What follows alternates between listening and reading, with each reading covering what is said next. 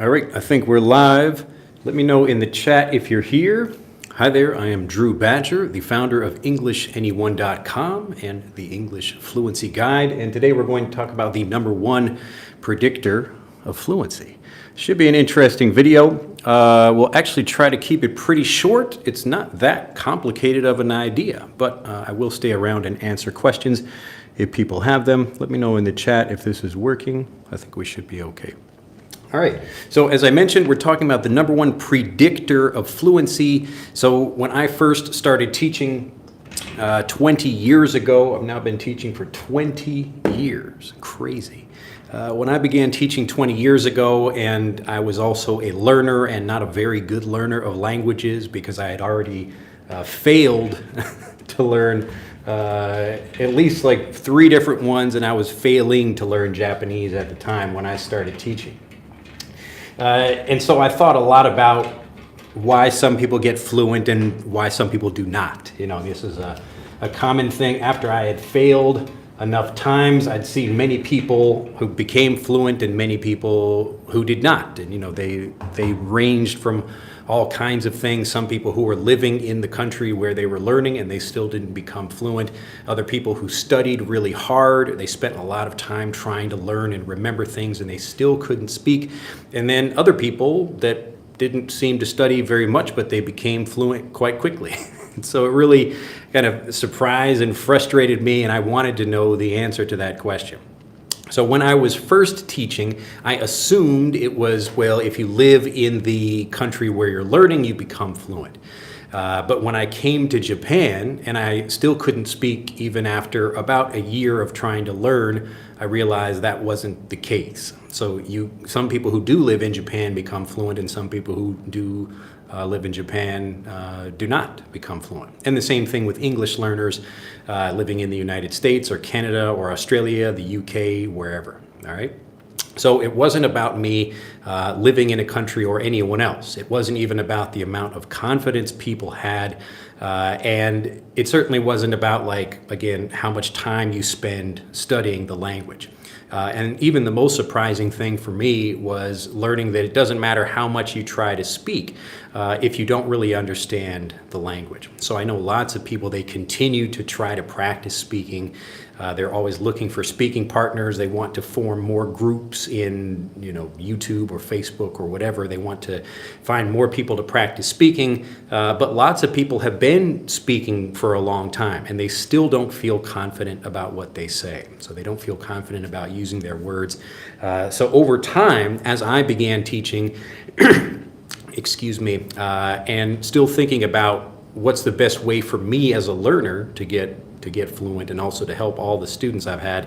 And now that I've been teaching for 20 years, I thought I would be able to share what I've learned, so what I've seen about which students become fluent and which students do not. And so we'll be talking about that a little bit in this video. All right, let me just check chat right quick. All right, nice to see people over here. Let's see, is something being confident and learning a lot of vocabulary in your classes? Actually, it's not about that.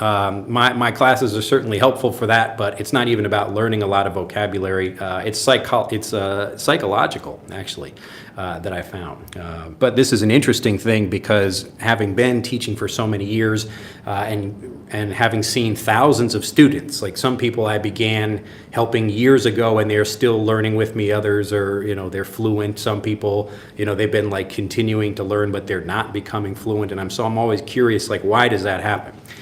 So it's not necessarily about like getting, you know, specific lessons or something like that, which is really surprising. All right, so you helped me a lot, says Success Steps. Glad to hear it. Well, I'm always happy to help other people become successful. Let's see anybody else. You speak so clear. I understand all. Thank you. Thanks, teacher, says Daniel. Well, yes, I'm trying to be understandable so you can follow what I say.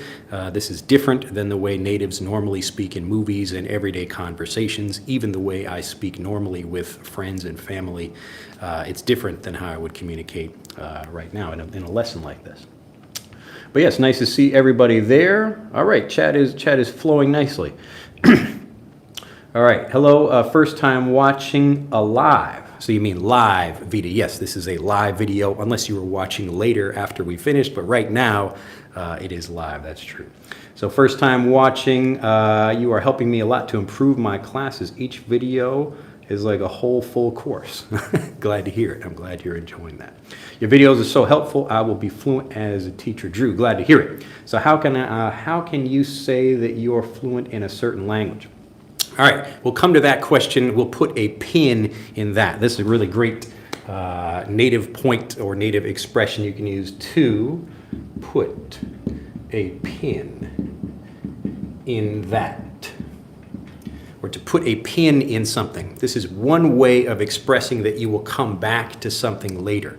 So imagine like you've got, you capture like a little butterfly or something like that. You've probably seen these in a museum or whatever. People take a pin like this and kind of stick it into, you know, something like that. This is one way to remember the expression. But often you will see these displayed with a pin in them to keep them where they are. So we will put a pin like this. If I stick a pin, I know it's kind of a sad analogy, I guess, but you've probably seen something like this, but to put a pin in it. So Duran's question, let me make a note of that. So how can you say that you are fluent in a certain language? Good question.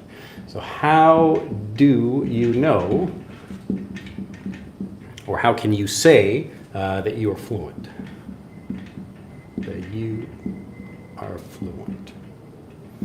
All right, I'm writing this especially badly because it's just for my benefit to remember it later. All right, but first let me tell you a quick story. This is one of the stories I share. I've shared it, I don't know, a few times on the channel, but I think it's really instructive because it gives you the answer to this problem. So many years ago, I was going to Alaska with a friend of mine, and it was his dream, his goal. He wanted to go to Alaska and work on a fishing boat. And so he got there, and we actually went there, and we met in Alaska, in Anchorage, and we took a boat down to this island called Kodiak. And his job, or what he thought he would do, is walk around the docks and ask different fishermen if they were looking for help. So this is typically what people do. So you go there, if you don't know anyone, you just walk around asking people if they need help for their boat. If they do, you can get a job. But me, I just wanted to see Alaska. And I was actually really scared about going there because I had spent the last money I had getting to Alaska. I didn't have like anything. I suppose I could ask my parents or something for money, but I really didn't have much. And so I just bought a one-way ticket to Alaska. And in my mind, the only thing I was thinking about is how can I see Alaska? And if possible, like how can I get paid to do that? But I didn't want to work on a fishing boat. So again, he wanted to work on a fishing boat. I did not. I didn't really care about that. But I wanted some way to see Alaska and travel around, and that was just the idea in my head. And so what was interesting is that while we were on this island, so we were on an island called Kodiak. You can look on a map. I think it's like the largest island. I think it might be the largest island in the United States, I think, Kodiak. Kodiak Island. So on, like you'll see Alaska looks like this. There's like a kind of tail that goes down, like it's with some other islands on it. And Kodiak is one of these down here. And so while I was on the island with my friend, we were hitchhiking. So we would stick out our thumb because we didn't have a car. We would just get around on the island that way. And we would hold out a thumb, and some people would pick us up and we would get a ride. People were very friendly on the island. So we stayed, if I can draw like a very simple map here. So the boats are all down here on the water, and we were kind of up here a little bit at a camping ground. And so we would either walk down this road or we would get a ride from people. And one day we got a ride from someone who was just happy to take us back, and he asked us some questions, and he said, "Can you cook? You know, can you clean?" And we were like, "Oh, maybe this guy is asking us if we can, you know, work on a boat or something like that." And so his boat, what he does is called a tendering. And tendering is where you go out and you get fish from like the little fishermen, so the little boats where the fishermen are. They catch the fish and give them to you, and you bring them back and forth like that. So it's a pretty simple job, but I had no idea that this was something that even existed. I was only focusing on the goal of how can I explore Alaska? So I wasn't thinking specifically about like being on a boat. I didn't even really care about that. I had no idea I was going to be on a boat to do something. I was only focusing on the goal itself, all right? Now, the reason I'm telling this story is because I discovered that really the exact same thing occurs with fluency. So what most people are doing when they think about a goal, like achieving something like fluency, they're actually thinking about two things at the same time. I will try to be very simple with this explanation so it's not confusing, but hopefully people are following this because I found it very valuable for my own life, but also, again, the people who become fluent understand this idea, even if they're not thinking about it consciously. So if I take something simple, like I want to go to America, all right? So let's say I'm in Japan over here and I want to get to, well, let me draw this. Map is a little bit different. So if I want to come, I'm in Japan over here, just draw Japan, and I want to get to America over here. So if the goal is only, so the goal is like get to America. But usually what people do is they'll say, like, I want to like take a plane. So they want to take a plane and get to America. These are actually two different ideas, but people think about them as one thing. So I want to take a plane and get to America. All right, it's a simple idea. But there might be, let's say there's an even faster way to get there, like some new technology where you could teleport. So rather than I want to like focus on like getting to America by taking a plane, which might take 11 hours or something. I want to take a teleporter, if I could use that, and then wow, I'm just immediately in the United States. So I certainly could take a plane and get over here that way, but it's obviously faster if my goal is just to get to America to do the teleportation. All right. Now, to make sure this isn't like too crazy of an idea, how this applies to fluency is this. Most people, if we look at the same kind of idea, they have this kind of same connection between what they want to do or how it will happen and then the goal of fluency itself.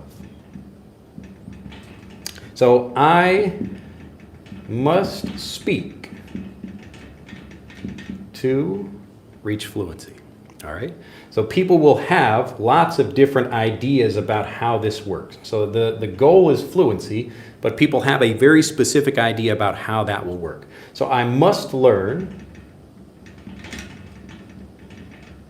let's say, learn through translations. So I must learn through translations to get to fluency, all right? They're still thinking about this as one idea, whichever these things it is. So each person usually has like some different kind of method about what that is, what they believe will get them to fluency. So I must speak, I must live in an English-speaking country to get fluent, all right? They're thinking about this as one thing, but only half of this is really the goal. This is just a method that you believe will get you fluent. So here's what I discovered after working with people for 20 years and really even longer than that, just back in the United States when I would be trying to learn languages and other things like this. But this is really what I discovered as I was helping people. But what I found is that the people who get stuck on a particular method like this are typically the people who do not get fluent. The people who get stuck on a particular method like this and they really believe that that's like the thing that will get them fluent. And again, it's not like the method is bad. It's just that they're connecting these as one idea. So that they think like I must speak to get fluent. All right? Really the only thing they should be focusing on is the fluency itself and not worrying about like a specific thing that maybe they were told to do or they've been doing it a long time. Like I must study grammar to get fluent. Let me check the chat because I want to make sure this idea makes sense. But the basic idea is that what people think is one thing. I must speak to get fluent. Like they're thinking like I want to speak to get fluent. That's their goal. The goal is really, it's just fluency. And it shouldn't matter how you get there as long as you get there. All right? But the people, like when I'm talking with people, it could be just, emails or comments or even speaking with people in person, I'll often ask them like, what do you want? And they'll say like, oh, I want to get fluent. And they just assume like, well, I have to speak to do that, or I have to learn through translations or something else. Check the chat though. All right, I'd like to make a trip like that someday. Let's see, you have to be fluent first. Well, you don't have to be fluent to go to the United States. There are lots of people who live in the United States and can't speak fluently. Lots of them, actually. Your work with your friend as a volunteer? No, so this was us going to Alaska, and he wanted to work on a fishing boat. I did not. I just wanted to see Alaska. But for him, he actually was, it could be, I never asked him if he just assumed he needed to work on a fishing boat to do that. So if he assumed like he was like, I must work on a fishing boat to see Alaska. But me, I wasn't really thinking about it. I think in my case, the interesting thing is that like I had no idea about how you do that. And there's a certain, like your mind becomes much more open when you don't already have an idea about what to do. So I was thinking I want to go to Alaska and just see Alaska. And if I could, like, get paid to see Alaska. And if I tell people that, like, if I go to the Alaskan, like, a tourist place, and I say, hey, how can I get paid to see Alaska? Like, they might tell me to get a job doing something, but they would probably think it's funny, like usually you pay to see Alaska. Like, you don't get paid to do that, you pay to do that. Like, maybe you paid to take a cruise or something.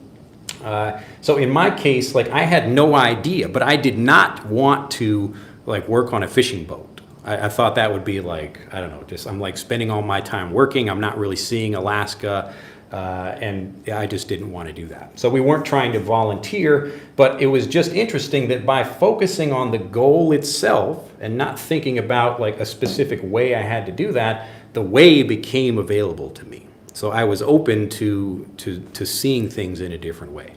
And so often when I'm talking with people about how they get fluent, almost everyone who has, maybe they've been learning for a long time, they have a specific thing that they think they must do, and they have been doing that. So a person, maybe they think they have to speak. So they try to speak with other people, but they're still not fluent. And so they're wondering, like, maybe I'm not doing it enough. Or they think I must like learn through translations, or I'm not spending enough time studying the language, all right? Again, these are beliefs that people have that are actually disconnected from fluency itself. So fluency is the goal, and there actually are like many different ways you could do this, just like there are many ways I could get from Japan to the United States. So I could swim, it's possible, I could swim, maybe, from Japan to the United States if I had enough energy and a lot of time and I don't get eaten by a shark or something. So it's a way to do it. It would take a really long time to swim to the United States. Probably not a very good idea. And again, the fastest thing we have now is an airplane. Maybe we have teleports, like a teleportation thing in the future. But again, it's the same kind of thing. So people think they must speak to get fluent. But if they are speaking and they are not fluent, then maybe they should think about this and think maybe this is not correct. Maybe I'm not doing something correct about that, rather than I need to do more of it. All right, let's see.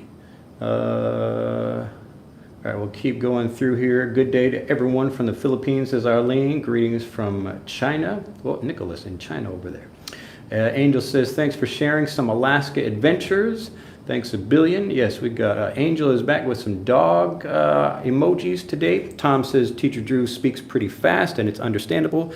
Yes, because I'm still communicating clearly and I'm not using a lot of like idioms or other vocabulary that might be difficult for many people. So if I'm introducing something like, well, let me put a pin in that. Let me put a pin in that. Let me put a pin in that. Then a lot of people might not understand what I mean if they don't really understand the context.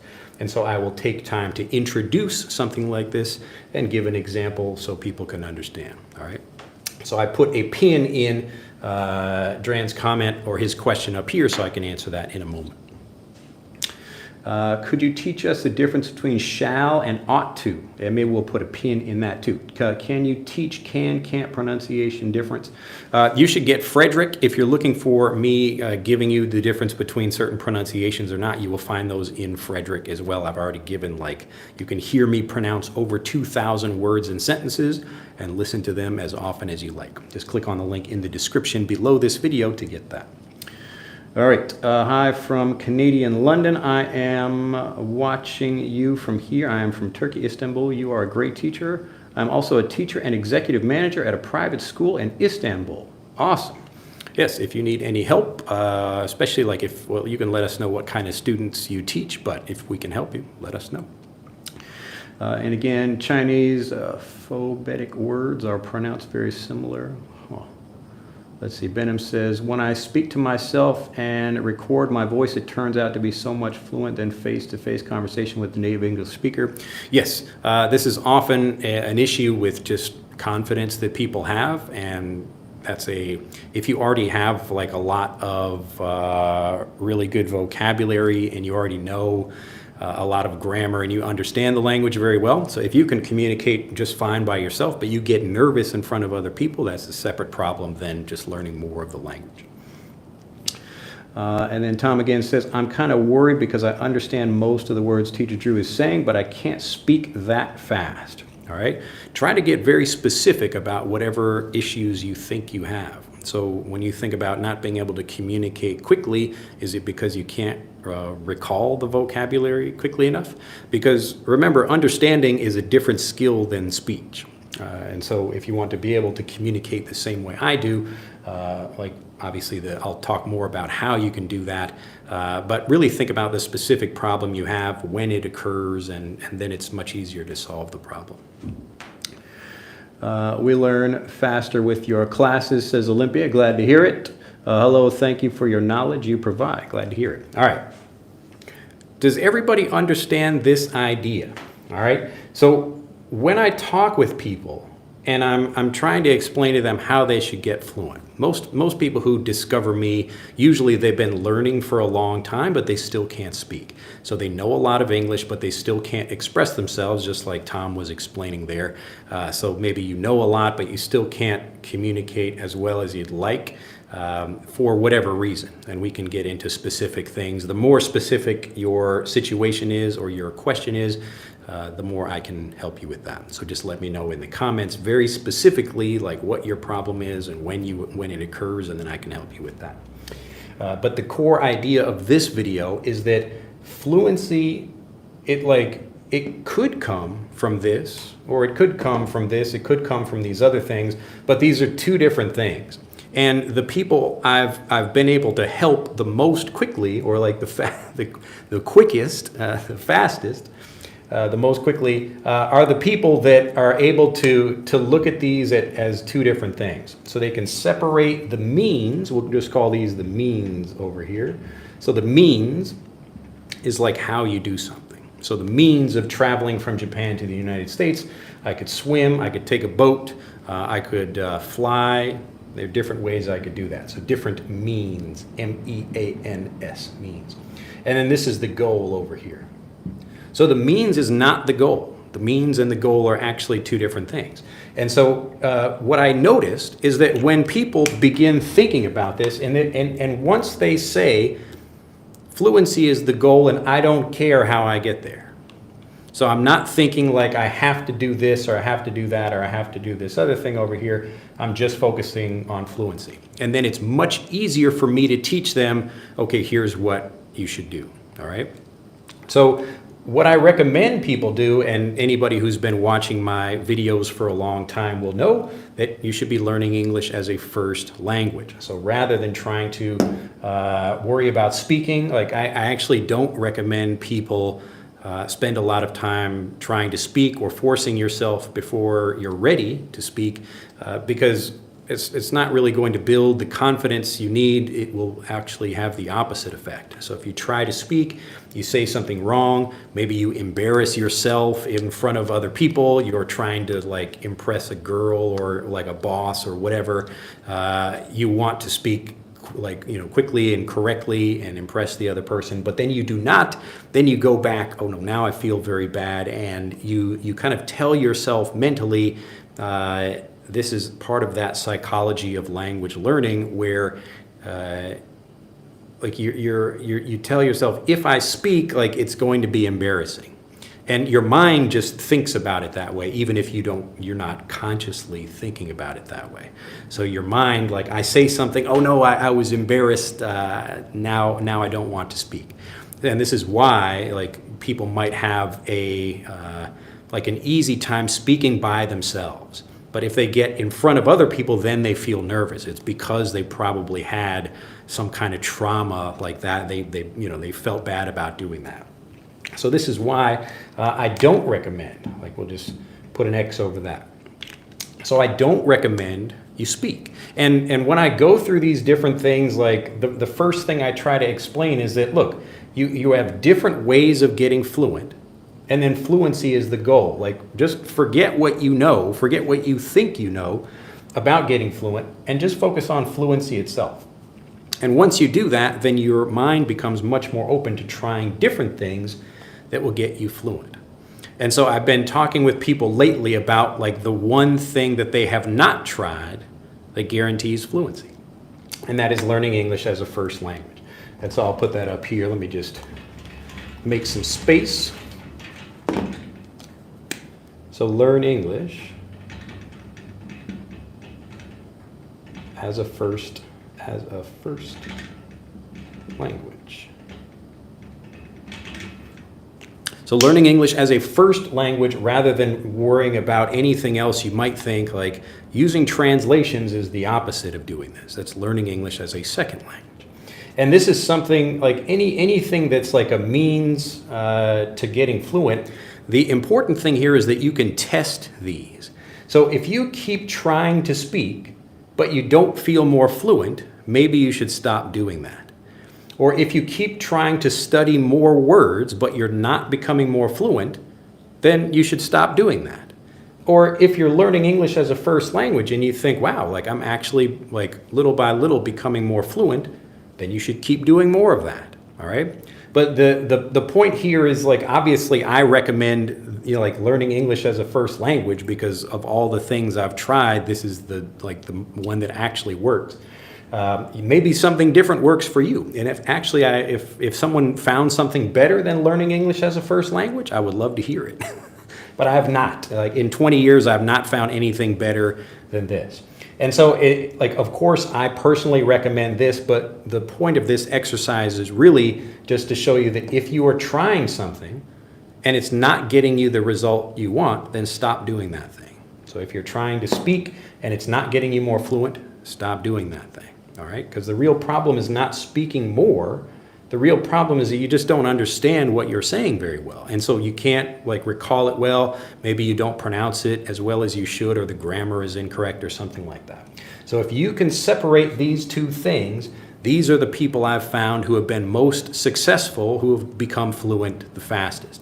Where they think like, like maybe I don't need to speak to get fluent. Let me test that idea. Let me try doing something different and then see what happens. And those people are the ones who get fluent. But the people who argue with me and say like, well, I must speak, like I have to speak. I have to live in an English-speaking country. I say, why? There are lots of people who live in English-speaking countries that don't speak. So is living in an English-speaking country essential to getting fluent? No. Some people do and some people do not. So it's not about like living in a particular place or how old you are or how many hours a day you study. It's, are you doing the right thing that actually gets you fluent? And so this is a very simple idea you can test, and the people who do this, the people who can separate these two things, this is, I've found, the #1 predictor for people who get fluent. People who are able to look at these things, separate them, and say like, okay, I'm going to try this way. or I'm going to like, you can test all of these things. Even if a teacher, even if someone like me says, hey, you should do this, test it and find out. Is that true? So this one has been true for me, and I have not found anything better in the 20 years that I've been teaching. If you know anything, post it in the chat, because I would love to hear it. I'm always looking for the best way, the most efficient way to help most people. I'm not looking for something, like often you will see YouTube videos or whatever about people who become fluent in other languages, and it's like, you know, they have like their own special thing that they try, maybe something that works for them, but I'm looking for something that works for everybody. So anybody that wants to get fluent, they should be testing these different things and seeing what actually works. So the people who are willing to separate these, because they are different, all right? You have to end this belief that these are the same thing. They are not. It's two different things. There is the means and the goal, or you can call this the end, the means and the end.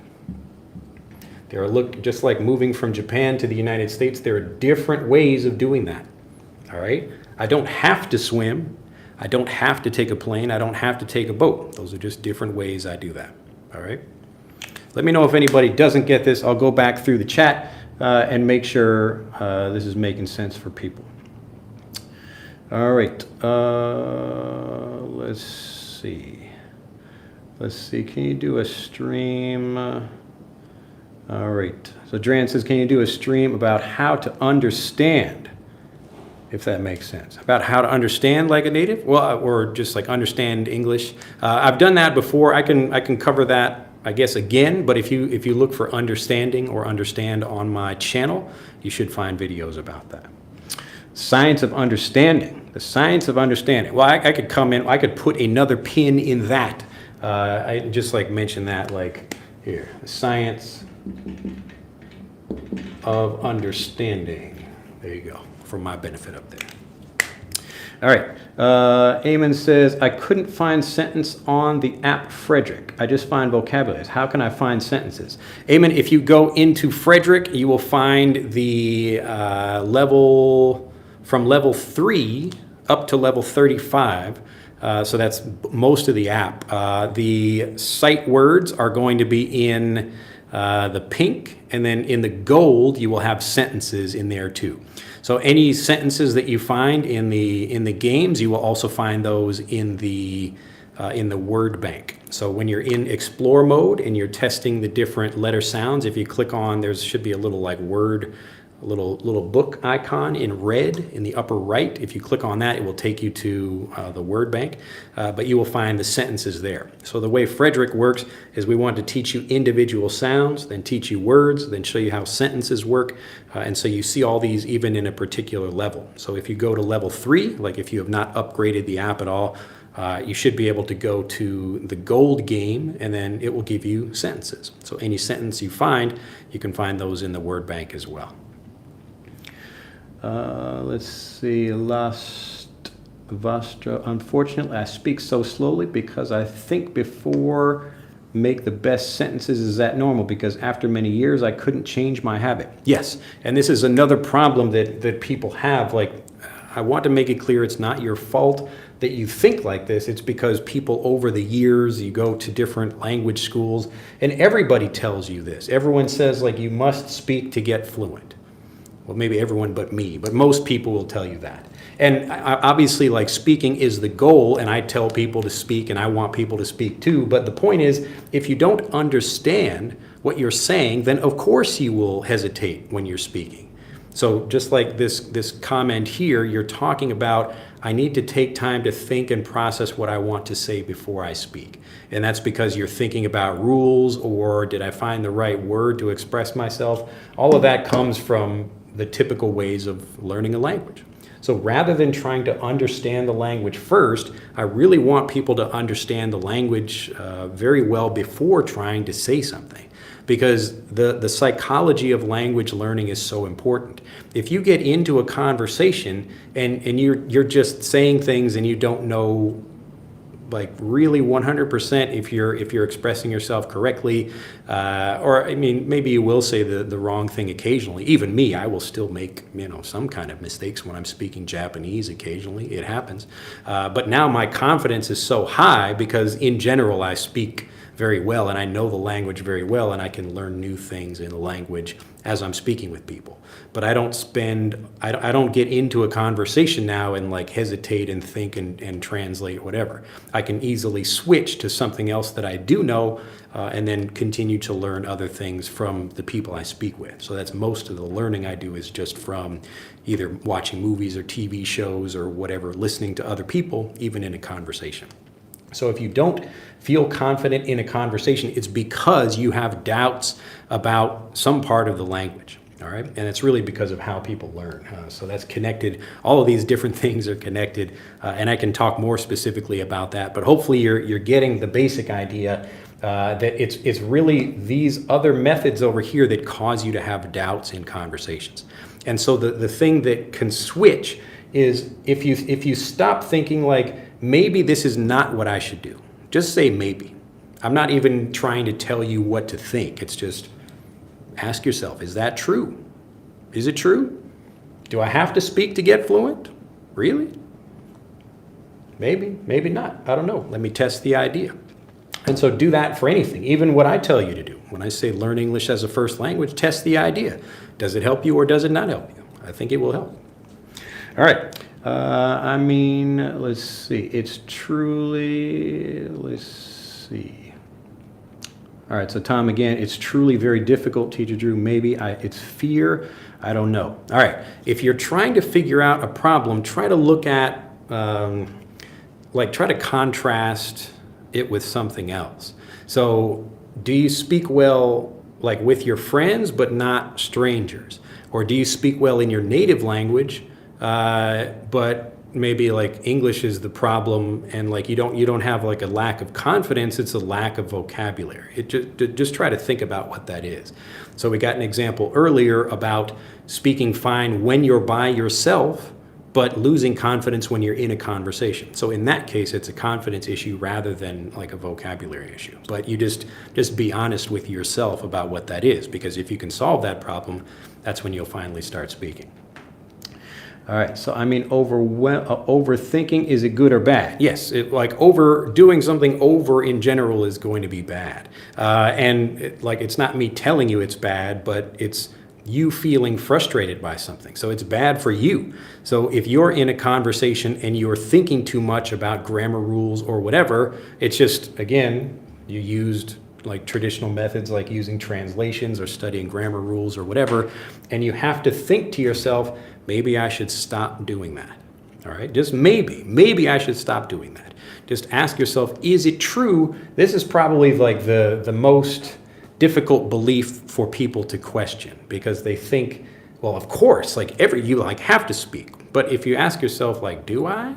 Just think about that idea for a minute. Maybe I don't have to speak. And then wonder, like, how would you develop fluency without speaking? And the truth is, it comes from understanding well. So when you understand something well, you can speak about it. And you notice this in your native language as well. So this isn't about English at all, just think about your native language. So if I have to speak about something, like if I'm telling people, I don't know, about something I don't know anything, like how to build a house. Maybe I don't know anything about how to build a house, so I can't speak very well about it. I could maybe guess or something, but I couldn't talk about that in detail. I don't have any expertise in that. But I can talk a lot about language learning, because I'd spend a lot of time, like it's all of my time thinking about these things, learning myself, teaching other people. I've spent like thousands and thousands of hours doing this, so I can speak well about it, all right? So sometimes it's a question of like vocabulary lack or whatever, but usually it's just like, can you separate these two things? Can you question, like, just look at, like, even again what I'm recommending you do. You can question that too. Like, is he serious? Let me test that idea and find out. All right, you can. I don't feel bad about that at all. All right, but what I do feel bad about is like when people want fluency, but they're not willing to separate these two things. So people who are like, no, I must. The only way I can get fluent is going to an English-speaking country. Okay, there's probably not much I can do to help you, and that person will probably struggle. All right, that's just what I've seen.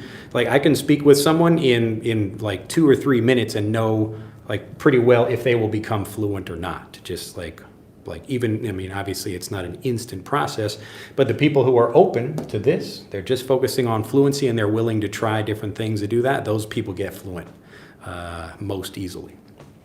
All right. Let's see. And I think, all right, I think I got that one. All right, so Eunice, let's see, teacher, you're wonderful. Can you give us some magic phrases and expressions you use that helps us when we get stuck speaking, like, well, kind of, you know. I do that in the, there's, like, if you get stuck when speaking, I think it's another live video I did maybe a month ago. Just search the channel, but you will find specific phrases in that video that I talk about that. I don't remember the name of the video, unfortunately, but it does cover a few different things like that. Let's see. And Talib again says, Eunice says, I'm not pressing you by saying you're wonderful, but really your methods help me a lot. I don't know what that word means. Maybe you meant to say something else, praising maybe. But yes, I'm glad to say, glad that they're helpful. Let's see, Juan says, hi, Andrew. I've been learning English with you since 2018. Thanks from the Dominican Republic. I do it as my main language. Glad to hear it. Awesome. All right, let's see. And Juan, also, in my case, I found that I learn and remember words easily listening to a lot of anime, to you, etc. So all that makes me think in English and talk with ease. Thanks again. Yeah, it's not really a complicated issue. It's just like a lot of my channel is trying to get people to think about foundational stuff, like the most basic stuff about language learning. So usually, let me clear all this stuff here.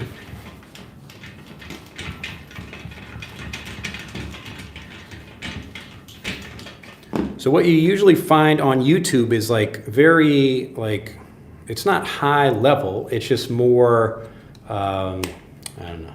We'll just say like the foundational stuff about how people learn. So like the most important ideas are going to be over here. It becomes less and less important as you move away from the foundational ideas.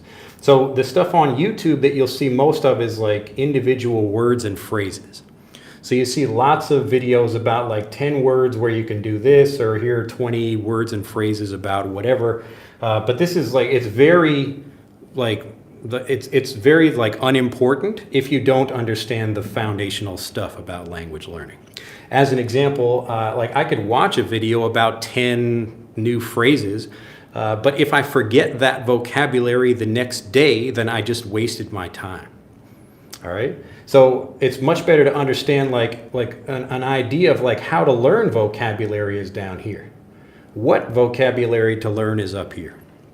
All right. So you notice the stuff I like to talk about, I really want to focus on this, because if you know this, then everything else becomes much easier. If I just, and I do teach lots of vocabulary, and even in a video like this, you will hear me using vocabulary or phrases, but I want you to understand these kind of core ideas. All right. So this stuff is more popular because people typically they think they need to learn more vocabulary to get fluent. So you see how that works? So we talked just a minute ago, we have it's really two ideas. So you have the means and then the goal, or you can just call this the end. And people think I must learn new words to get fluent. Or I just put this as kind of one thing. So I must learn new words to get fluent. So they're connecting both of these as one thing when it's just not true. Do you have to learn new words to get fluent? Or should you actually understand the vocabulary very well and try to learn fewer words and really learn and become fluent in that vocabulary and then learn some new vocabulary? You can test that idea yourself. So when I meet people, I say, okay, are you continuing to watch more of this content, but it's not working, it's not getting you fluent? If it is, then keep doing more of that. But if it's not, then stop doing that. So I want people to focus on how, this is the how of what we do, and this is the what over here. So once you know how to do something, then do more of that. But if you don't know how, if the how is not working, you're trying to learn more words, but it's not getting you to the goal, then stop doing that. Stop doing that. And it's hard to do, but like it's, you know, this is basically what people are doing, like a lot of people are doing. And this is why there's so much of this content about language learning. Like here's 10 words and here's 20 words or whatever, stuff like that. So it's good to learn new vocabulary, but only if you understand, if you're building fluency in that vocabulary first. Let's see. All right, hola, hola. Let's see, what can I do to improve my pronunciation? So part of that, there's basically two things with pronunciation. The first one is learning the individual sounds of English, the same way native children learn it, and this is what we do in Frederick. You can click on the link in the description below this video to get that. I made this whole app with me pronouncing like every single sound and even words that are not real words, just so you can listen to the differences and develop pronunciation the same way natives do, step by step. All right, so I spent like years and lots of money to make this for you all, and it's super cheap. Download the app and start improving your pronunciation and listening and grammar and vocabulary that way. So that's how you want to improve your pronunciation. So the second part of that is that you're listening to how words blend together in sentences. And remember that as native children are learning vocabulary or they're learning to pronounce things, they don't actually begin with written language. They begin with just hearing different things. And so it's often surprising, as I mentioned in, I think it was my last video, where we talk about like, I used to do something. Like I used to do something. But when we pronounce this normally, we take this D here and this T, this really just erases, it disappears, and this is more like a duh. So it's like, I used to do something. I used to do something. So young kids, when they hear this, I used to do something, I used to do something, they are surprised and they will make mistakes when they write. They will forget to put the D in there because they're just not thinking about it that way. So once you learn the individual sounds like a native, and the reason it's important to do that is because you can figure out exactly what sounds you can't make. So what sounds do you need help with? Like there could be some sounds in Spanish that are also in English, and you make those sounds easily. But other sounds are different, so they're more maybe difficult to understand or hear or pronounce, all right? But once you find those, you can go through step by step and do that. And then also you will hear things, even in the app itself, you will hear how words are blended together in the app, all right? This is the same way you would do pronunciation training if you had like a live coach. Like that person would tell you a word and you would try to pronounce it back.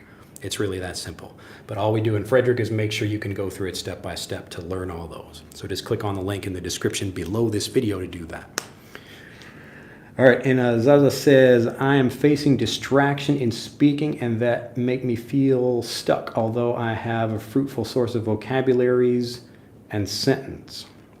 All right, yes, so think about, again, when you get stuck specifically, like why, if you have vocabulary, why do you get stuck? Think about that. Just think about that for a moment and post a response in the chat.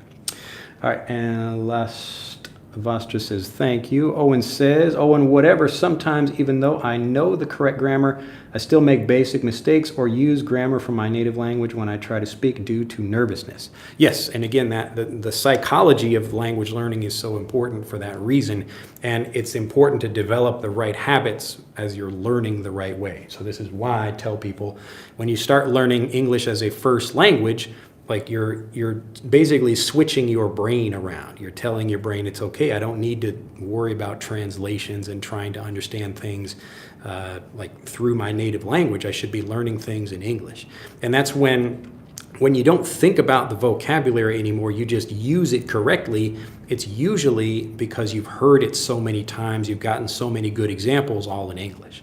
So another idea here, when we're thinking about what are the most important things you should be focusing on, not learning more vocabulary, but like the really core things about learning, is that the ideas or vocabulary or grammar, whatever that thing is that gets you stuck in a conversation, it's just because you haven't reviewed it enough to feel really confident about that vocabulary. All right, it's really the same problem as this, like people trying to learn more, but they don't review that vocabulary, so they forget it.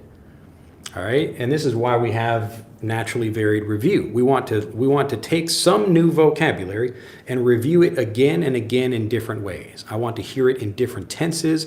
I want to hear it from different speakers. I want to hear it at different speeds, or even just if I have some kind of core vocabulary, like to put a pin in that. This is an idea about saving something for later. So once I understand what that is, I'm thinking about it as a native does. I'm not really thinking about the vocabulary, I'm thinking about the situation. And then I know a few different ways of expressing that. So one way is to put a pin in that. So we got a question from Dran earlier, and it's like talking about how do you know if you're getting fluent, or how do you know if you're fluent?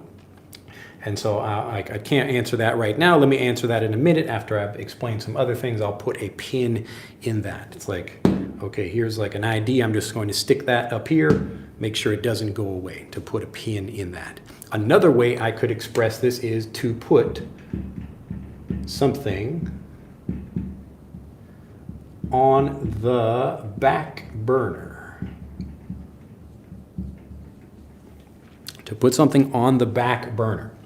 So both of these have the same idea. You can use them interchangeably. So it doesn't matter which one you use. These are different native expressions for the same idea. So we begin with the idea or the situation, which is saving something for later. Like you're in a meeting and one person says, hey, let's talk about this. I say, okay, that's great. We will talk about something else first, and then we will talk about your thing. All right, so we will save it for later. So we will put a pin in that, or we will put that on the back burner. So if you think about cooking, the idea of that, usually like you are standing here trying to cook something, here are your hands, and you've got different burners on the stove where you're cooking. So we're looking at it from the top here. So a person might be cooking some soup or something on this burner, and then maybe they want to make something else, but they want to keep the soup warm for later, so they take the soup and put it on a back burner. All right, so we take a physical idea like this and we use this for like saving an idea or a topic or something like that for later. All right, but I'm giving you these examples and just reminding you about things like this because this is how native speakers learn the language. So you're learning it as a first language rather than trying to like take something like this and I want to translate it into my native language. So it's those things that cause a lot of the issues that people have, almost really all of the issues. Until you start learning English and understanding it as a first language, you will continue to have those issues. All right. So hopefully this has been an entertaining and interesting video for people? Hopefully it has. Now one thing about this is like this information is always much more interesting to people. That's why you see more people making content about that. But this stuff is much more important if you want to become fluent. All right, remember that. So that's why I do this.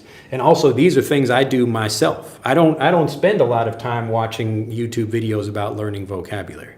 I think about something like, here's a grammar point I don't understand. I'm going to like really focus on that and try to understand that like a native with lots of different examples. All right. Let's see. And all right. Oh no, the chat skipped down. Oh no, chat.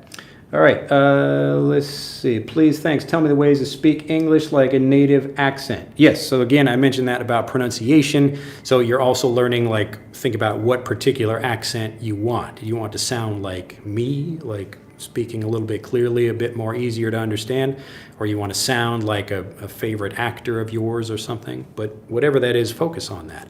So use the pronunciation tips I gave earlier about understanding like a native. So get Frederick in the link in the description below this video, so you can go through that. It will really improve your pronunciation and listening. But then you can also learn, for individual things like an actor or somebody that you'd like to sound like. But you should be spending more time listening to native examples of that rather than listening to teachers talking about stuff.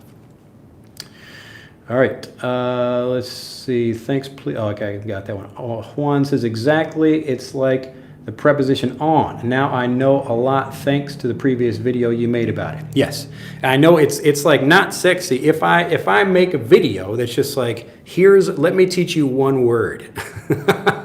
People are like, no, I'm not clicking on that. I want to learn 50 words, and those people are thinking up here.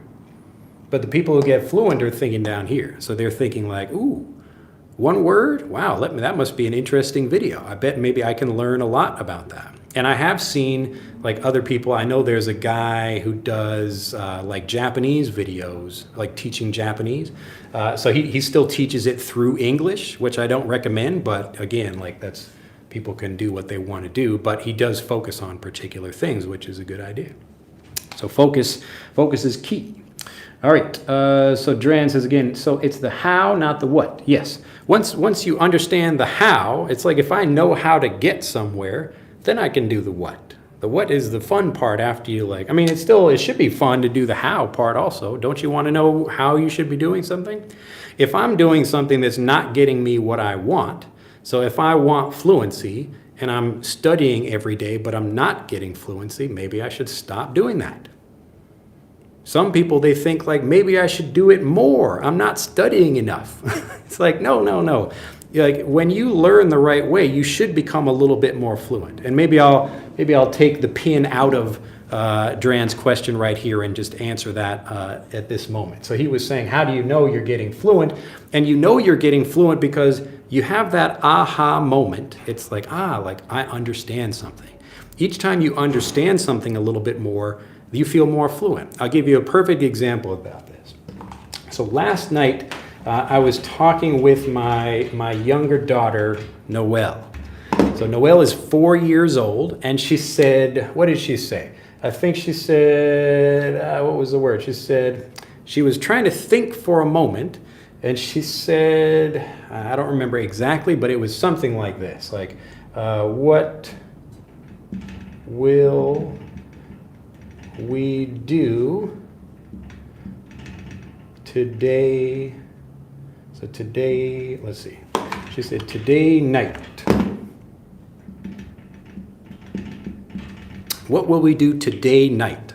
And so when I'm looking at that, like a few things are happening in her mind. So she makes a mistake like this. One of these is that like, you can say this in Japanese and it works the same way. So she can speak Japanese also, and she might say like kyou no yoru, like today's night, something like that. And so like I've heard her use this before, and so I want to correct that, but not just like tell her what to say, like get her thinking about that in a different way, like not teaching her through Japanese, but helping her understand that in English. And so what I said to her is like, look, we've got today. And we can also have tonight. And like when I kind of separated it a little bit for her, I was like, look, today. It's the day, like today and tonight. And like I could see her eyes like, oh, like I got it now. And now she understands how to say tonight. Okay? So it's really about like learning something, and it's much better to solve each one of these. You kind of learn each one of these as a piece. And this is why I tell people you get fluent word by word as you understand more. So you get fluent, like if you understand a phrase, like put a pin in that. Like I put a pin in something, or I put something on the back burner. So we will save that idea for later. Let's put that idea on the back burner for now. Okay? And just like I'm explaining that. So she became fluent in this particular thing. Now she's like, aha, okay, I get it, I understand. All right? So look, today. And we have tonight. So she's like, okay, tonight. I got it now. All right? And so now she can use that, and she can feel more confident about that. So I could hear in her conversation, she's saying something to me, and she says, what will we do? And I can see her like thinking about that. She's still trying to think about it consciously rather than just use it automatically. So what will we do today night? And I say, oh, you mean tonight? Like, look, today and tonight. Like today and tonight. It's the same day. And then she gets it, and then she's able to use that. So she becomes fluent. To go back to this question over here, how do you know you're becoming fluent in a language? You become fluent in a language as you become fluent in the pieces of it. So you don't like jump to being fluent in the whole thing. Like there are lots of words that I don't know in English. I often show this like very simple chart here, but maybe 2% of the vocabulary is what's actually used commonly, and then the rest of it is like a lot of people just don't know that vocabulary or they don't use it frequently. Think about that. It's it's like 98% of the words in a language that people don't know or don't use. Am I not fluent if I don't know all this? I'm fluent in the words that I'm fluent in, all right? I know this sounds weird, but as you learn this, you understand like, today and tonight, I get it. And so you become fluent in that, you move on to the next thing and you get fluent in that. So some things you can become fluent in that vocabulary, meaning you can use it correctly, automatically without thinking about rules or anything. You can do that very quickly. So if you learn the right way, this is why having a good teacher is so important. But if you learn it the right way, then you understand it and you can use it quickly. Other things, maybe they take more examples. But that's how you do it. So you become fluent and you know you're getting fluent because you actually feel yourself using those things correctly. So you don't just try to memorize a bunch of words. You're not trying to learn every word in the language and know it not very well. You want to begin building a vocabulary just like native children do. You learn English as a first language. Okay? All right, I think people are getting it though. All right. Let's see. Vita says, being an English teacher in private school here in Brazil, even in the basic levels, you have to make the conversation time. You can feel the students struggling. They can't apply so fast. Yes, it's really hard to do because even people, I would love to have like a competition at a school with somebody if someone wanted to do that. So I go to school, like you give me half of the kids, you do things your way and I will do things my way. And I would get them speaking faster, I bet. Especially if people are continuing like, okay class, now it's time to like understand through speaking or whatever. And every class I've ever been in, it's always the same thing. Like the kids are too shy. They don't want to say anything. It's embarrassing if you make a mistake or, you're saying something wrong, whatever. People hate that. And that's because they don't actually understand what they're saying. But the interesting thing is they want to speak. And so it's just like speaking comes after understanding. All right? It's like if I told someone, hey, I want you to teach a class about fixing cars, but they don't know anything about fixing cars. They're going to feel very shy and worried about that. Like, what? I can't teach a class about fixing cars. I don't know anything about that. All right? But maybe they can teach a class about something else.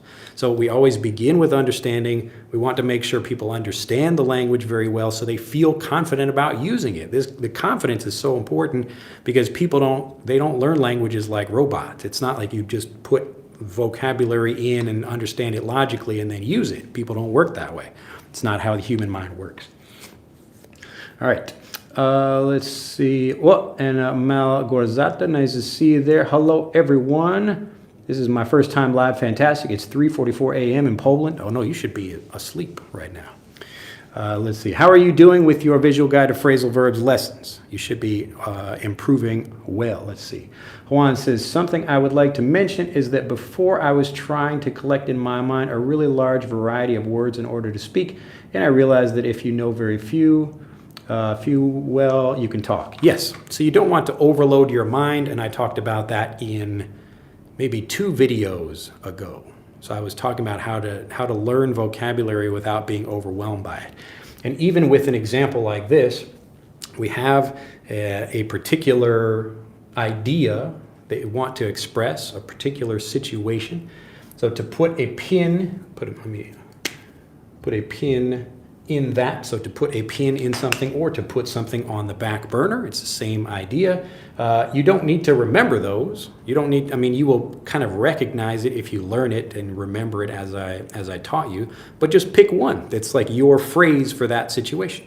And then you don't have to try to remember everything, just like Juan is talking about.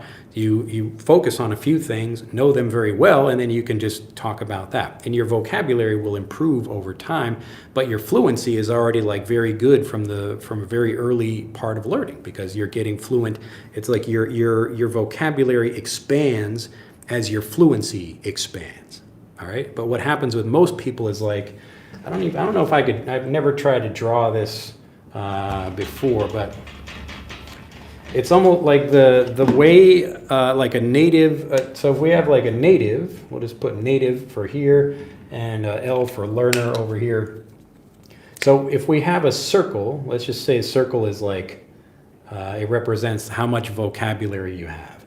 And then your fluency is like kind of a smaller circle inside of that. And as you improve, like there are lots of words you know, but maybe you don't feel so confident about using them, that kind of thing. So this is true even for natives. So natives will have, there's a difference here between like the words that they know and feel confident about using and the other vocabulary that like you've heard that, but maybe you don't use it very frequently or you don't really understand what it means. It happens. But for learners, it's almost like they have like a large vocabulary, but like they only have like a small amount of fluency in that vocabulary. All right. So it's this space over here that causes all the trouble. So they know how to say hello and yes and no and please and thank you, but then, they know a lot. They can understand what I'm saying, but they don't feel confident using that. So the native has a much wider vocabulary and they feel more confident about using that. All right, but this is the basic idea. Let's see. So it's the how, not the what. Yeah, okay, I read that one already. And Olympia says, I talk to myself in English. Yes, it's certainly fine to speak to yourself in English as long as you're improving. But typically, you're not going to find much improvement speaking unless it's just trying to repeat something to practice saying that. But you should always be spending your time trying to learn more and to learn more deeply about the vocabulary you know. That's what's really going to help you speak. Let's see. And as I was again, okay, Teacher Drew, I will do what you say. Thank you. Yes, do what I say. Do what I say. All right, and Angela again, I talked to myself too with the cat and the dog again. All right, so Eunice again, what is the title of the previous video where you were talking about the magic phrases? Is it the one where you talked about the 9 words? I think you have to look at the topics of the videos. I don't remember exactly, but it's talking about like if you get stuck in conversations or how not to get stuck in conversations, but it gives examples of specific things you can say. All right, and E. McGraw says, thank you, Eunice again. As I got from you, I should consider myself a baby native speaker, accept mistakes and grow with the language until being an adult native speaker. I'm not saying like accept mistakes. Like the typical advice you will get, and even me, like when I began teaching, I told people the same thing. Like, and I tried to do it myself. And this is try to force yourself to speak and accept mistakes and like go through it and do it anyway. But like, it's actually not a good idea because of the psychology of language learning, where we don't like being wrong or making mistakes in front of others. So it's not like a speaking mistake is logically going to hurt you, but that actually happens. So people feel nervous, and because they think about making mistakes, they make mistakes. So there's just, there's all these different things about communication that, especially if you're an adult and you're trying to learn a language as an adult, like you're expected to be a good communicator because you're an adult. But then you try to learn a different language and now you're like a baby again and you can't speak, and that's incredibly frustrating for people. Oh no, that's frustrating for me. Pardon the siren out there. But in general, you have to think about what words you make mistakes with, and then go deep into those words and figure out what is the mistake I'm making? Am I not pronouncing it correctly, or am I having trouble with grammar or something? But that will help you really understand the vocabulary. And then because you understand the vocabulary, you won't make the mistake in the conversation. So don't think about it as like trying to struggle through mistakes or whatever. It's more like a very calm and enjoyable, let me understand what I'm doing wrong. Okay, like you don't have to feel bad about that. And the good news is you can do this all by yourself, so no one will know. So you can be at home and just like learning, like what we do in Fluent for Life is help people learn the language and become fluent even before they start speaking because they know the language so well. So just like the today and tonight example I gave to my daughter, like that's the same thing I would give to you. I'm not trying to tell her, like, explain it grammatically or give her like a linguistic explanation. It's just, hey, look, you can talk about today, like, look, it's today, or you can talk about tonight, today and tonight. So she gets it. Let's see. Hello from our planet. And Maya says hi over there. Buena pronunciación is Victor. My bueno, I guess. Should be, maybe that's muy. I don't know if you just wrote that, my bueno. Let's see. The wizard guy. How can I build up from reading easy articles to very literate and complex to understand articles? You can easily push yourself. I don't have like a specific list of books or anything that I would recommend, but you should be looking for things that you understand 80 to 90% of. So if you read something new, that should be about the limit. You really want to understand things without needing to look up words in a dictionary. So you can understand things just from the context of the situation. Like the example I gave before about putting a pin in something. It's like, oh, that's a great comment. Let's put a pin in that and we'll talk about it later. So even if you don't understand like the idiom expression I'm using, you can get the general idea of like, oh, he means save something for later. All right? But if the vocabulary is too difficult or you can't understand things from the context, then you should go back to something a little bit easier.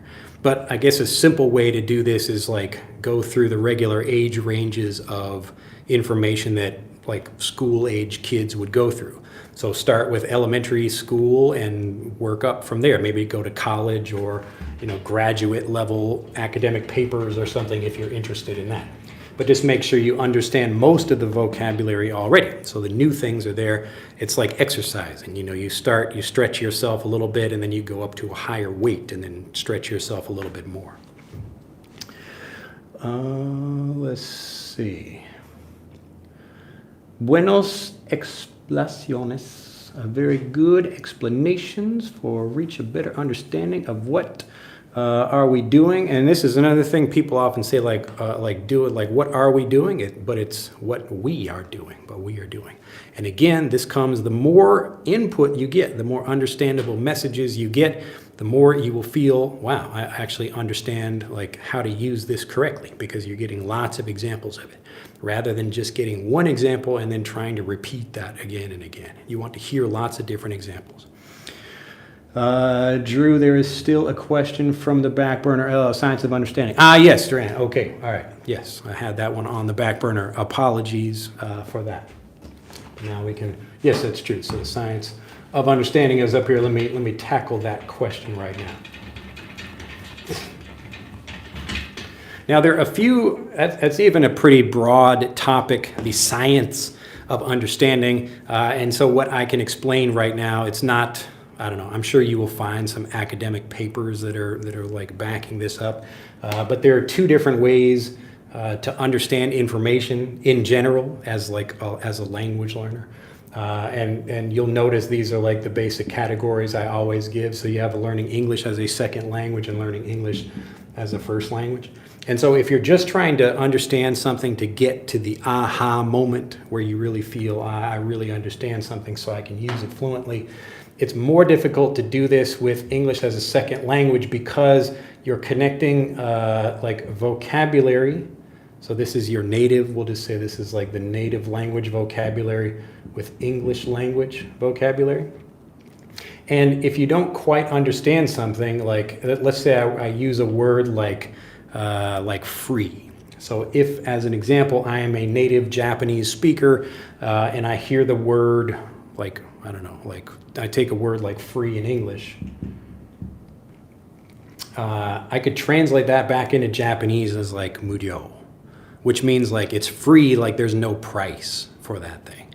But like Hima is another word that's like I'm free, like I don't have anything to do right now. So it's two completely different ideas. Like one is just me having free time and the other is something being free, like no price.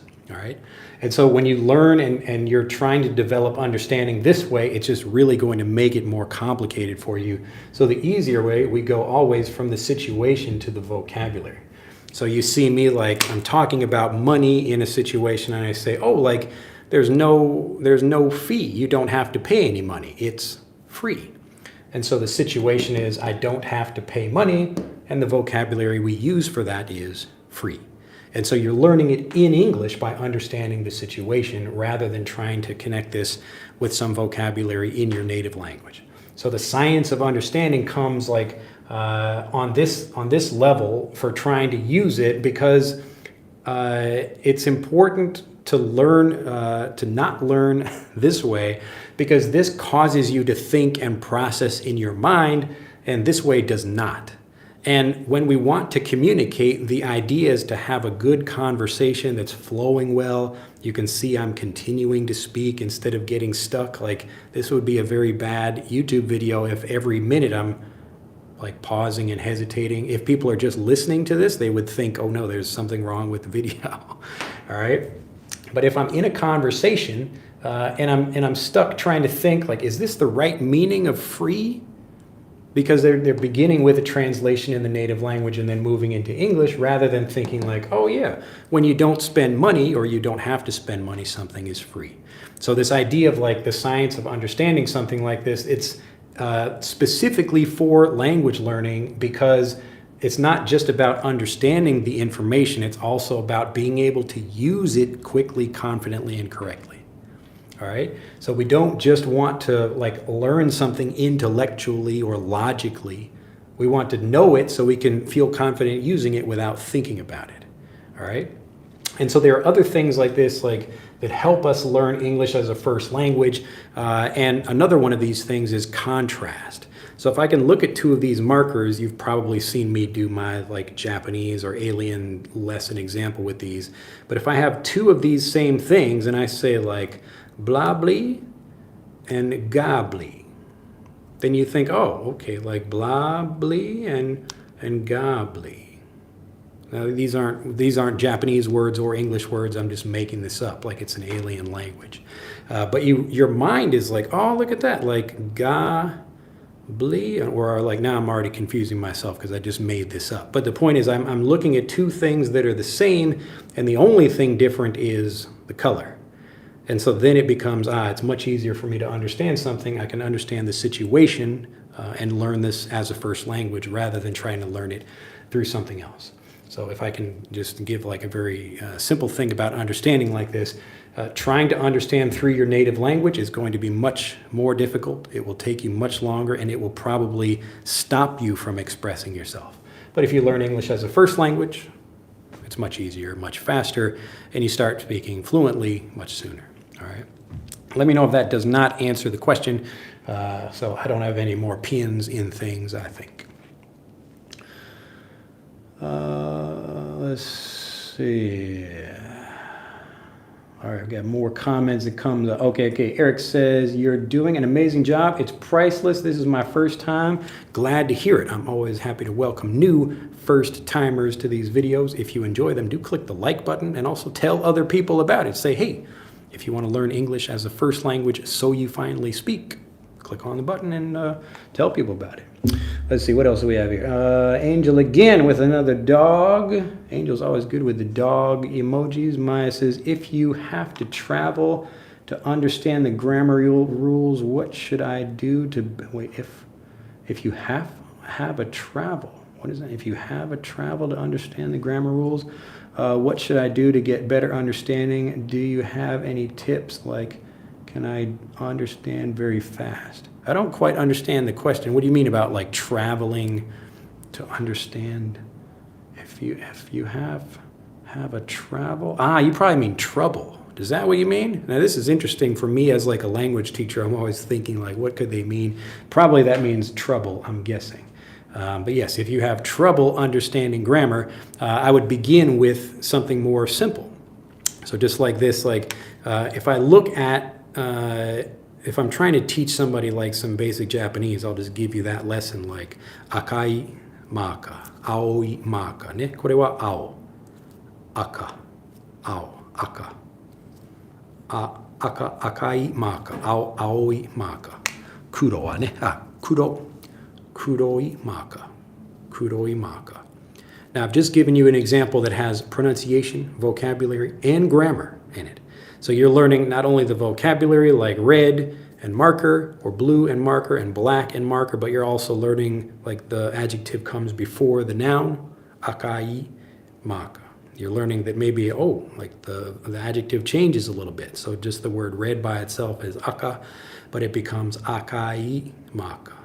All right, maybe I've got a red hair like akai kaminoke. Akai. All right, and so you're learning things like that when you're going back and understanding the grammar. You should be able to see it for a lot of the basic things, or you should be able to understand it from stories. So these are the things that we do in Fluent for Life that help people understand grammar. But really the most important thing is to get lots and lots of examples of that. So like if you're looking at a particular textbook, like here, I can show you like a Japanese textbook. I'm going back through just because I wanted to get some examples for a test. So I can show you what this looks like. So this is like a lower level of Japanese grammar for the N4, which is so there are 5 levels. I don't know if there are even still 5 levels. This is a pretty old book. And I typically don't study with textbooks, but I wanted to know the order of the things that they were teaching in here. And what you'll notice in this book, this is pretty typical for language learning, is that you will have like an explanation, like maybe an example or two about something, and it will explain it. And like you notice, there's lots of English in this too. So they're not able to understand or help people understand it all in Japanese. So they give an explanation in English. So this is how you know your level of understanding or like your ability to teach is weaker because the student doesn't actually understand what you're saying. You need to like explain it again. All right. And then you get like one page on that where you don't really master the grammar point, and then you move on to the next one after that.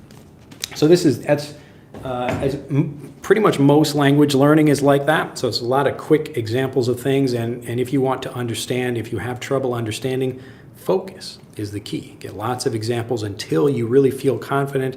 You should have that aha moment where you think, I really get it. I understand how to do this, and I can feel confident that I'll use it well in conversations. So that's what you do. And then Dan still says, but if you don't understand an advanced literature book, how could we achieve to read a book like that? Well, again, you do it in steps. It's like, how do you eat a whale? One piece at a time. How do you eat a whale, like a giant whale? How do you eat a whale? One piece at a time. And so you don't try to jump to a book like that. Why would you do that? You're just going to cause yourself a lot of struggle and pain and frustration. So take the steps. This is why like everything we do is in steps. So everything in Frederick is in steps. Everything we do in Fluent for Life is in steps also. So you start with something easier that you understand, and you work up to that thing.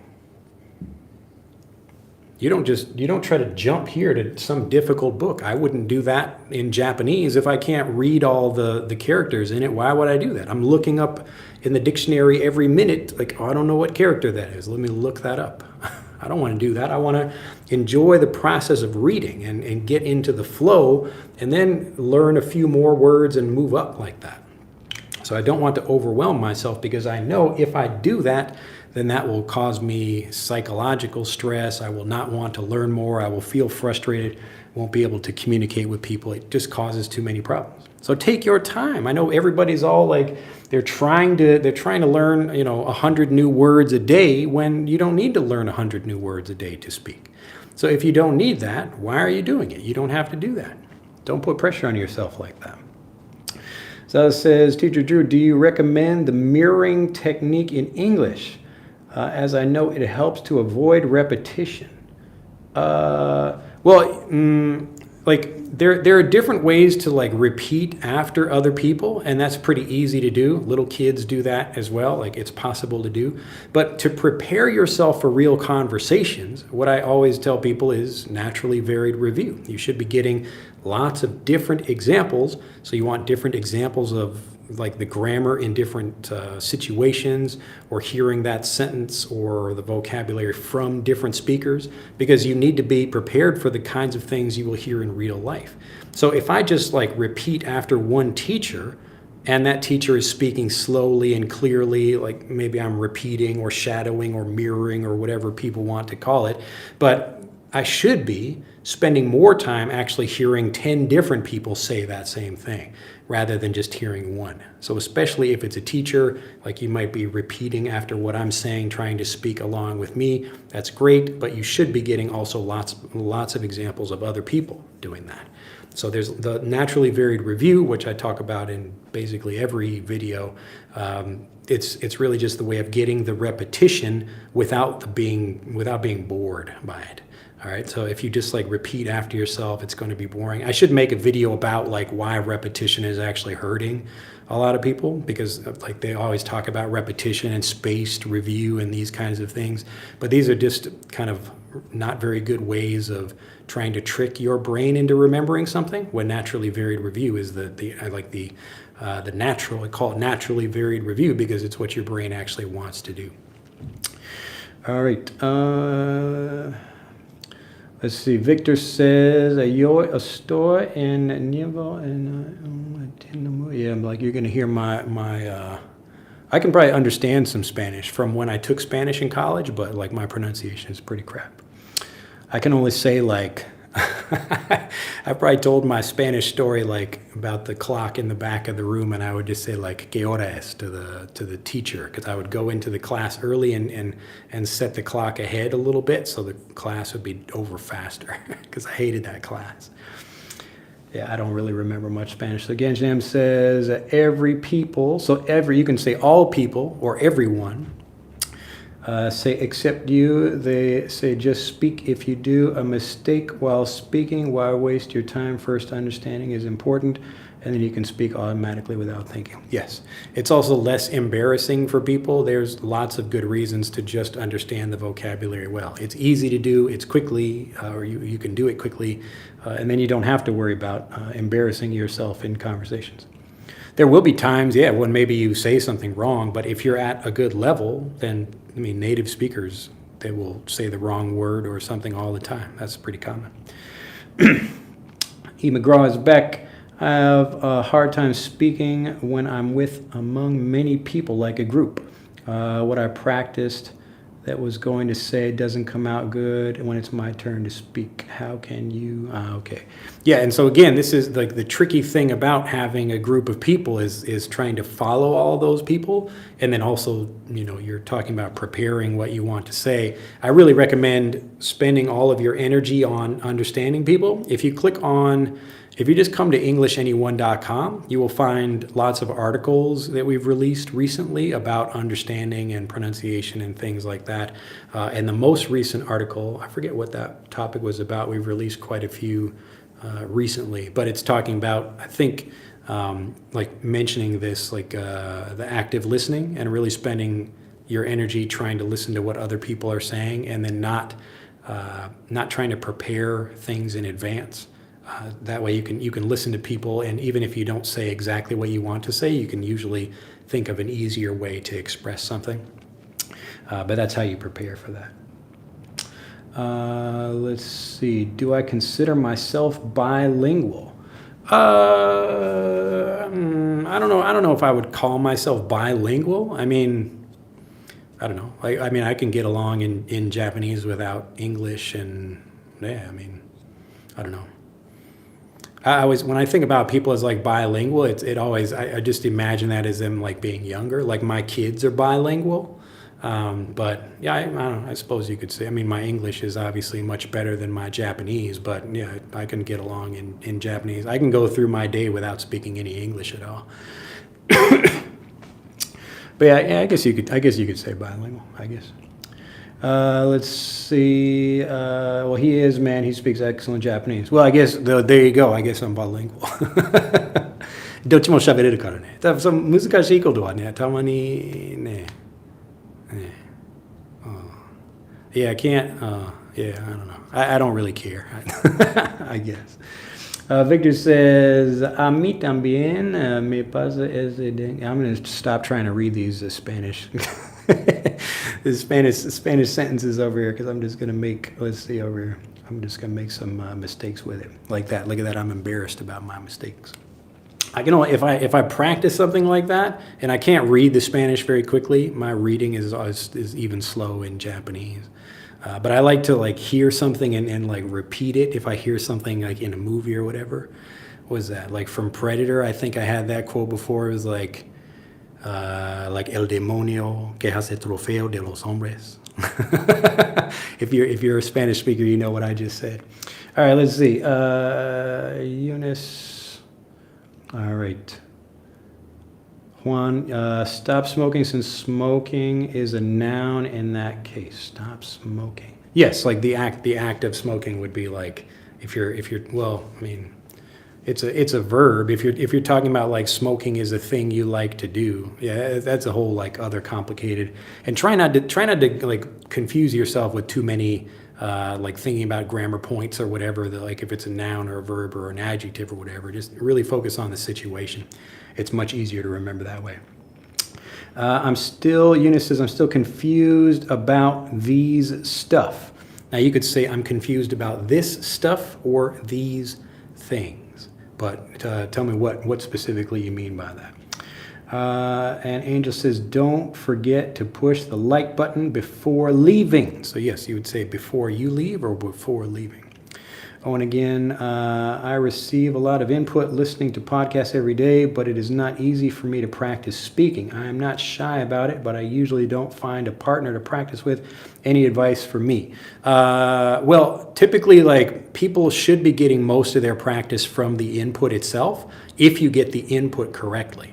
Now, like the not very efficient way to get input is like to listen to one podcast and then listen to some completely different thing over here. What you should be doing is getting a whole bunch of content about a particular thing. That's how you get the practice. So the practice comes as you're like, oh yeah, you can use the language that way, or you can also pronounce it that way, or you're answering all those questions for yourself without speaking. So this is how you can develop fluency without speaking. And then when you do have an opportunity to speak, and there are ways to do that, like meeting people even on YouTube or whatever, like you can meet them through YouTube by finding other people who share your interests. You can send them messages and say, hey, we should talk sometime or whatever. But you can develop relationships like that, and it's pretty easy to find people to practice with, but you don't really need to spend a lot of time. The actual speaking is just a very small part of the time you should be spending with understanding things. But most people, they don't spend enough time with the vocabulary they learn, and that's why they struggle to speak. Both are correct units, Taleb, but with a slight different meaning. Stop smoking versus stop to smoke. Well, yes, I mean they mean two different things. So if you're talking about like stop smoking is like you want to quit doing that activity. So maybe I've been smoking for many years and now I stop smoking. But if I stop to smoke, it usually means I'm working, I'm taking a break, now I will stop working so I can smoke. So it's really completely different things there. But you will notice that as you hear like I might be walking, it's like, well, let me stop to drink or stop to go to the bathroom or stop doing this. So it means like I'm doing something, I will stop doing that and then do something else, like for like a quick break or whatever. So if I'm driving for a long time, I might stop to get something to eat. So let's stop to eat. But if I stop eating, it just means I don't ever eat anything again and then I die. So that's completely different. I'm still confused. All right, I think, let's see. Fanny Duarte asked question above. I'd also like to know. Oh no, did I skip something? Yeah, I think the, I don't know where that went. Was that, how long ago was that? I'm scrolling up, but I don't, oh, Fanny over here. Yeah. I receive a lot of, oh, okay, I think I answered that. Hopefully, yes, that makes sense. But again, like you want to get lots of input about a specific thing. So getting lots of different, the variation, the naturally varied review is more important than just like learning some random stuff or going from one podcast to another.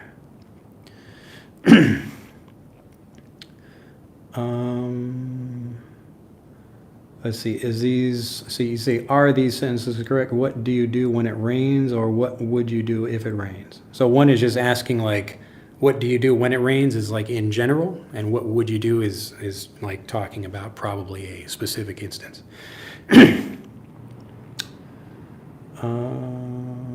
Hopefully, yes, it looks like the chat was kind of skipping on me. Let's see. Oh, okay, that was the question then. All right. So sorry, it asks you again, is it helpful to talk with an AI partner because I don't have an English teacher? Well, you like AI, I think people are attracted to AI because they think like they need to speak, but you don't want to get like, real life doesn't speak like an AI robot. I mean, not yet really, like maybe AIs are getting better, but you need to have the input of lots of different people who don't speak clearly, who speak with different accents, who are using more difficult vocabulary, and it's hard to train an AI to do that for you if you don't know what you're doing. But you can get lots of input, like find a topic you're interested in and watch it on YouTube in English about whatever, making pancakes, or how to make shoes, or how to, I don't know, sell whatever, something like that. But the point is, find something you're interested in and focus on that, and then get the information like we do in that that espresso, making espresso video.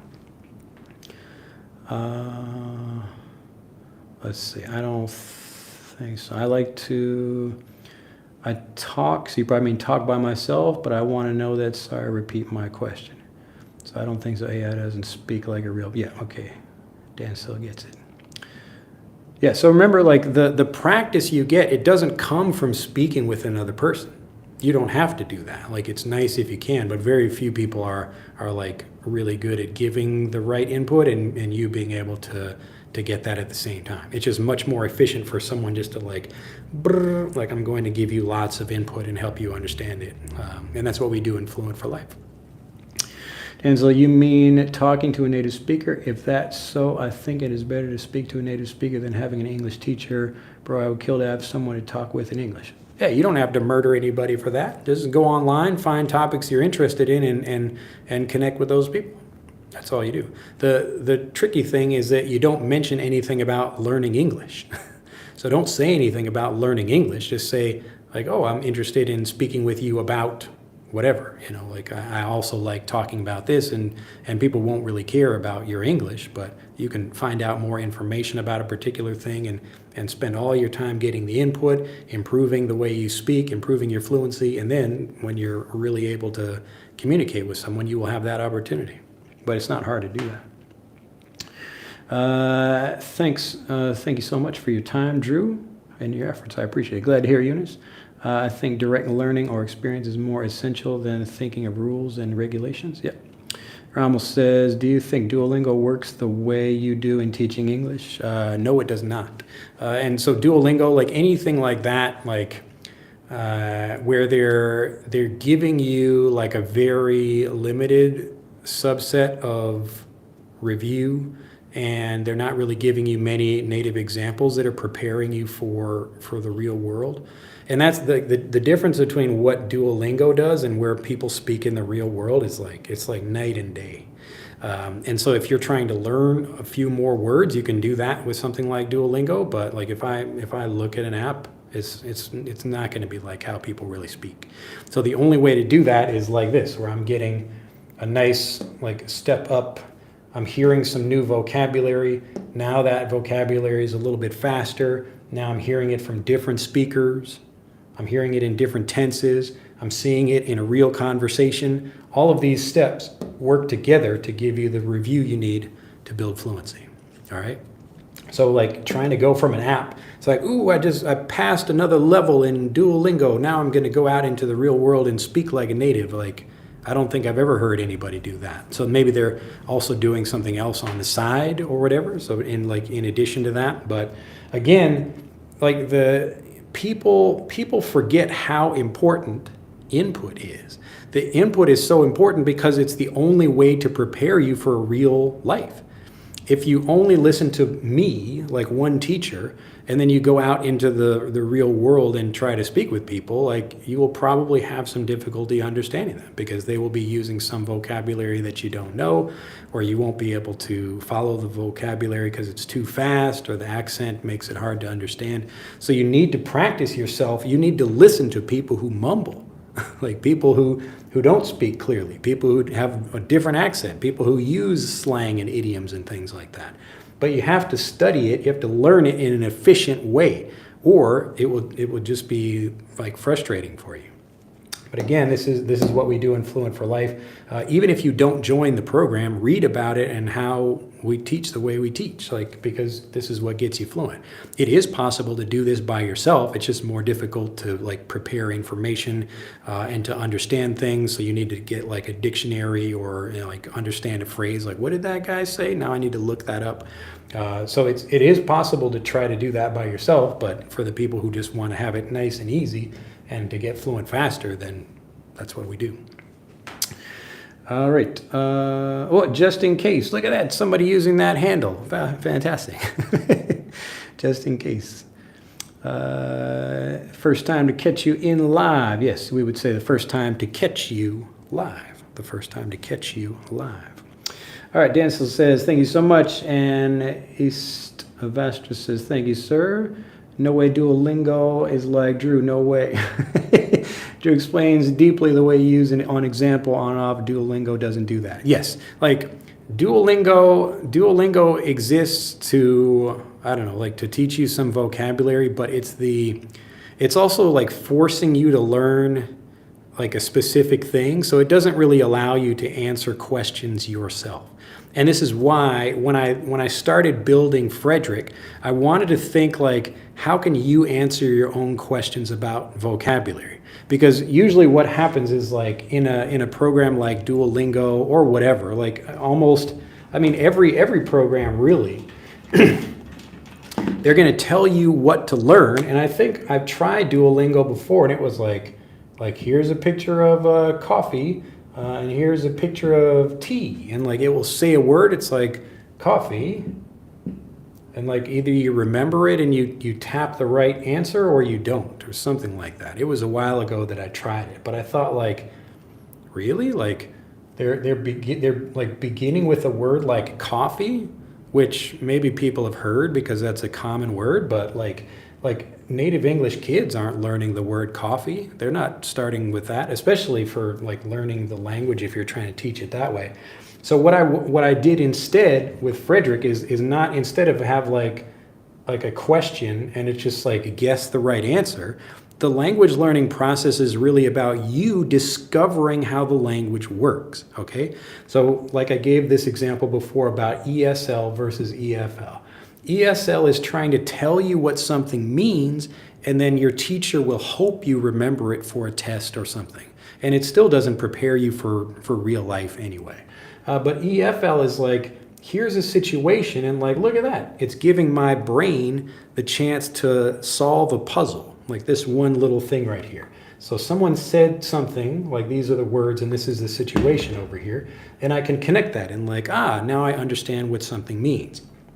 And so rather than doing this, what Frederick does is like, we want to give you like different words. If we have like B-A-T. Now you can tap on each one of these letters individually and hear how that sound is. So you can like B-A-T, bat, and hear all of them. So I have like another little like speaker icon over here that lets you play the whole thing. So I can hear these, and then you're thinking to yourself, like, what happens if I change the letters? What happens to the language? So maybe instead of a B, I have like a T over here. So I have the same sound over here. It's like t-a-t, tat, tat. Now I could also, like if I have another letter over here, and if I change that, it could be like t-a. But with the E over here, it becomes a T-A, T, and the E is silent. So we call this like bossy E or silent E or magic E. But these are the rules that you learn, especially with English, because the sounds are quite difficult to learn just looking at random words. So you have to learn them systematically to understand the sound. But it's like a puzzle, and after you change something, it's like if this is Tate, then maybe we change this over here to M, and we get meat. Huh, isn't that interesting? We got ate, meat. But we cover up the E and we get mat. Mate, mat, mate, mat, mate. And so the point is for you to discover how these things work for yourself, because that is learning it as a first language. All right, so everything I make, all the programs, it's all with this same basic idea in mind. But Frederick is really the thing. Like if you're going to use an app to teach yourself a language, like Frederick is going to be way better than Duolingo, because it's giving you these things and letting you understand them the way you want to. So you're like, okay, I need to understand this. Let me get like a bunch of different icons to understand what this word means. All right. So rather than thinking about like this, like kind of typical way of learning, always try to learn everything as a first language. All right, I think we're getting close to the end of this, but it's been a pleasure teaching you. Hopefully this idea makes sense. Just to recap before we finish, so this video is about the #1 predictor of fluency. So to know will you get fluent or not, the people I have found throughout my teaching career over 20 years is then the people who can separate fluency from the means of fluency.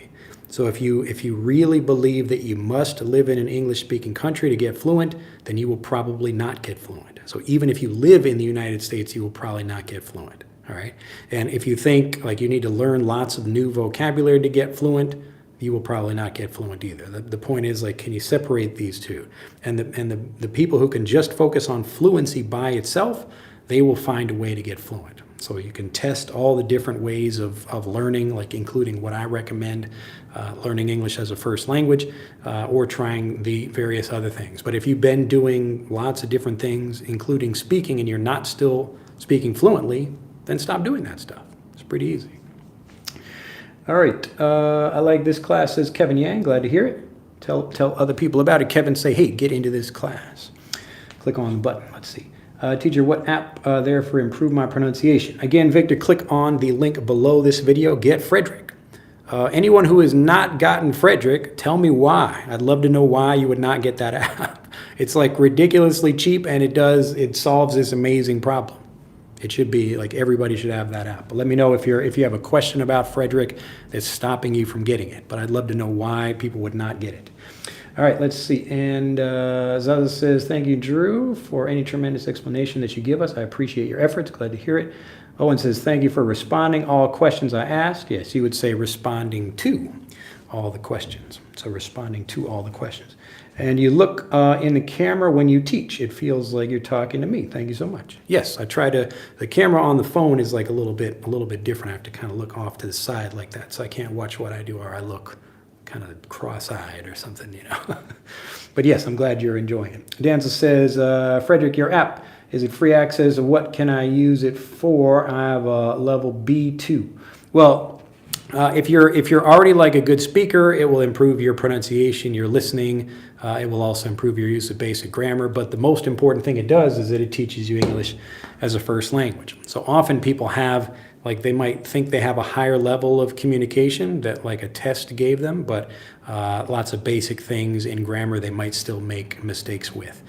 So it's free to try, but it's only like $20, I think, if you get the whole app. And if you were to go to like regular pronunciation training at a university, that would be like, I don't know, you would pay hundreds of dollars for that, for the same basic service. But with Frederick, you can use it as much as you like, and it's like completely free to use. Like you don't have to pay anything extra after you join the program. All right, thank you for your advice. Have a great day. Thanks. Duran says, thank you, Drew. I really appreciate the lessons today. Interesting as always. Glad to hear it. Yes, some days I like to focus on, more kind of deep stuff, and other days, just teach you some vocabulary. All right, thank you, Drew. Let's see. So much says Nils. Look at that. And we will end on Nils over there. Nice to see Nils enjoying the video. You should probably be in bed right now, but thank you for joining us. All right, that is the end of this video. Remember, separate the goal from the means over there. There are lots of things you could do to get fluent, but are they really helping you? Test that idea. Just think, is that something really necessary? Do I really need to do this thing to get fluent? The one thing I've found is that you need to learn English as a first language. If you do not do that, you will definitely struggle. But test the idea for yourself. Don't just believe me, test it. All right. Have a fantastic day. Let's see again. I'm back again. Let's see. Maybe sometimes I laugh to myself before watching your videos. I was watching random videos to learn English, and I learned a lot, but I never could use any in the conversation because I had forgotten what I learned. Yes, this is a very common problem people have. So remember, don't just learn a bunch of vocabulary and then forget it. Focus on something. Learn it, know it well, use it fluently. I'll see you next time. Bye-bye.